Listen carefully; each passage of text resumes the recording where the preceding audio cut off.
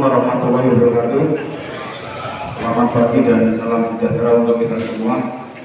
Yang terhormat Bapak PJ Bupati Kota Waringin Barat, yang terhormat Bapak PRT Sekda Kota Waringin Barat, dan kepada seluruh hadirin yang tidak bisa kami sebutkan satu persatu yang berbahagia.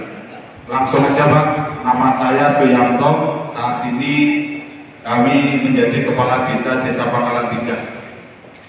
Secara singkat aja Pak, yang perlu kami sampaikan, tadi sudah disampaikan bahwa yang telah lulus SLTK 5 tahun itu yang bisa mengikuti program tersebut, dan juga tidak harus datang ke kampus, ya, tidak harus datang ke kampus. Dan dari pihak Muhammadiyah siap nantinya adalah ketemu di lapangan, kan begitu Pak.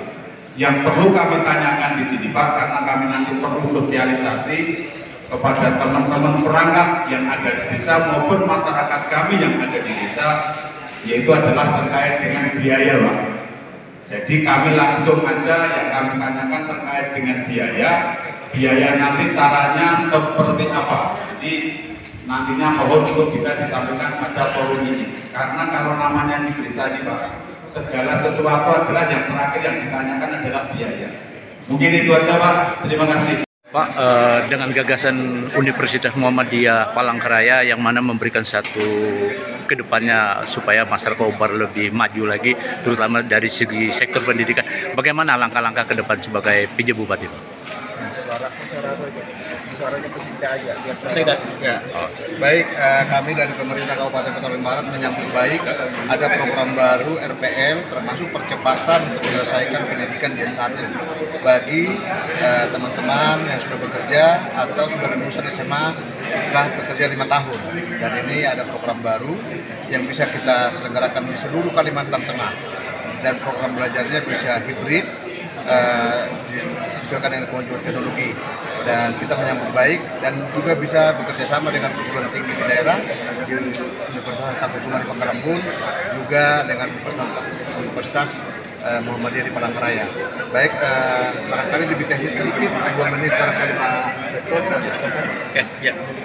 Jadi kami menyambut baik kesiapan pemerintah Kabupaten Kota Waringin Barat dalam memfasilitasi aparatur dan masyarakat di Kobar yang kemudian ingin menjadi sarjana atau mensarjanakan orang-orang yang kemudian sudah bergelut dalam bidang masing-masing itu, masuk ASN, aparatur desa, pendamping pendidik desa, kemudian warga-warga pedesaan ataupun yang ada di daerah.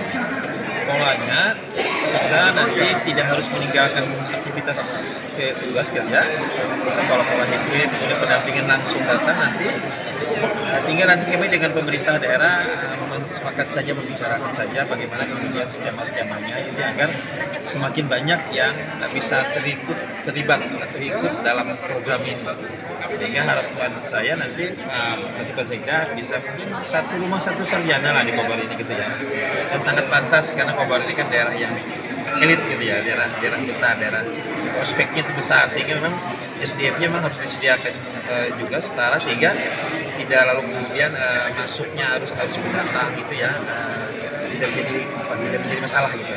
Siap masyarakat. Tapi bagaimana kita bersiap bersaing dalam untuk menjadi salah satu SDM yang handal? Ya. Akan tetapi di sini menjadi kendala kos. Nah, yang mana kita dapat informasi bahwa kos itu menentukan bahwa SDM handal itu. Bagaimana kebijakannya? Apa ada langkah strategi baru? Ya, itu yang kemudian kami harapkan nanti keluarnya dari pemerintah gitu ya, dari pemerintah daerah, pembiayaan dan Indonesia, baik dari beasiswa yang digelontorkan dari dana APBD maupun investor dan GPSDM, termasuk dari BPJS ya, yang nanti bisa biaya anak-anak di sekitar komunitas bisa diberikan beasiswa.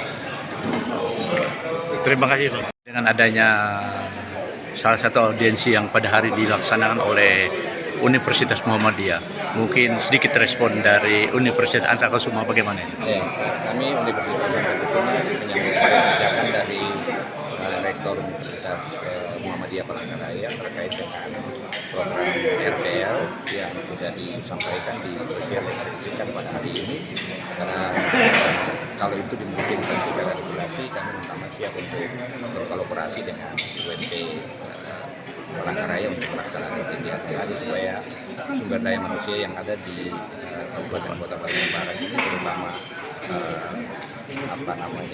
yang berasal dari desa-desa dan wilayah di sekitar ini bisa ikut di dalam program pendidikan berbasis RPL seperti itu. Oke, terima kasih Pak. Dengan ada audiensi ini, terutama dari Universitas Palangkaraya, juga hadir dari Antakesuma, mungkin selaku PRT Dinas Pendidikan, bagaimana menyikapi ke depan? Yang pertama, kita akan menyambut baik karena yang satu adalah untuk meningkatkan IPM, Indeks Pembangunan Manusia, khususnya di Kota Waringin Barat, Kalimantan Tengah, akan lebih meningkat. Yang lulusan SMA bisa ke D3 ataupun S1. Yang kedua, mempermudah akses untuk menempuh perguruan tinggi. Mudah-mudahan nanti ada kolaborasi antara Untama dengan Universitas Muhammadiyah Palangkaraya. Kita harapkan semacam itu. Ini akan mempermudah, ya, lebih efektif dan efisiensi karena kita punya kampus yang ada di Untama, di ada Kota Waringin Barat atau di Stikes, punya ruang kelas, punya dosen, sehingga bisa berkolaborasi akan lebih baik.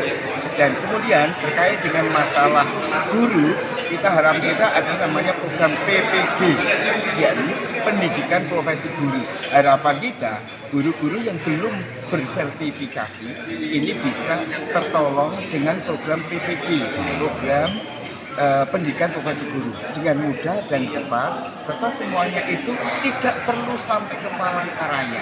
Jika ke Palangkaraya mungkin hanya hal-hal tertentu, misalkan administrasi atau ujian-ujian tertentu, sehingga akan mempermudah mereka bisa mendapatkan sertifikat profesi sebagai guru yang telah bersertifikasi. Itu harapan kita. Berarti sudah merasa terbantu dengan ada saat ini gitu, yang digagas oleh Universitas Palangkaraya ini. Iya, kebetulan ini kan sudah cukup lama, hanya saja ini perlu sosialisasi kembali, audiensi kepada pemerintah daerah. Mudah-mudahan pemerintah daerah juga menyambut dengan baik. Berikutnya, komitmen dari Bapak Bupati terkait dengan pendidikan khusus anak yatim, kita akan menelusuri, ya, bahwa di sekolah-sekolah tertentu, khususnya SMA SMK yang memang ada anak yatim dan juga anak-anak yang ada di pinggiran, kita akan telusuri, kita akan sisir. Mudah-mudahan mereka nanti memiliki minat yang kuat untuk melanjutkan ke perguruan tinggi. Harapan kita semacam itu. Terima kasih Pak.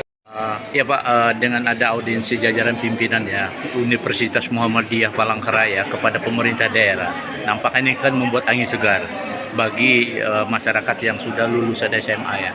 Tidak terlepas juga para pendidik, guru-guru yang memang pendidikan. Mungkin harapan ke depannya bagaimana? Ya, yang pertama saya apresiasi ini programnya luar biasa karena peningkatan SDM itu kan memang harus menaik. Jadi apart desa yang selama ini mungkin dipandang sebagai tamatan SMA lalu jadi kepala desa, menjadi apart desa, mungkin kerjanya sudah praktek mereka tentang ilmu-ilmu pemerintahan. Tetapi mereka kan harus ada pengakuan. Harus ada pengakuan bahwa mereka adalah memiliki pendidikan tinggi. Nah, untuk ini saya luar biasa menyambut baik. Demikian juga didukung oleh Pak PJ Bupati bahwa upaya-upaya yang dilakukan oleh Universitas Muhammadiyah Palangkaraya ini perlu disambut baik dan belum menyambut baik.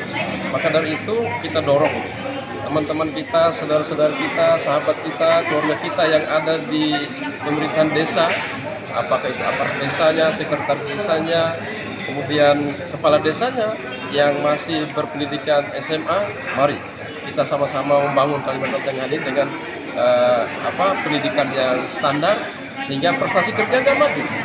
Dan insya Allah akan secara bertahap pengelolaan manajemen pemerintahan desa itu semakin baik, tertib, dan mentalnya juga lebih terhormat. Terima kasih. Kabupaten Kota Waringin Barat.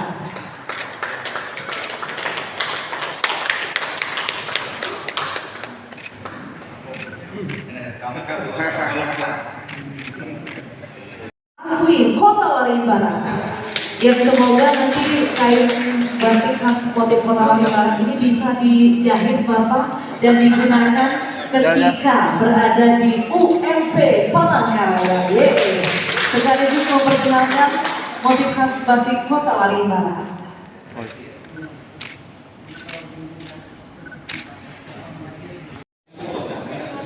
Kita ulang 3, 2, 1.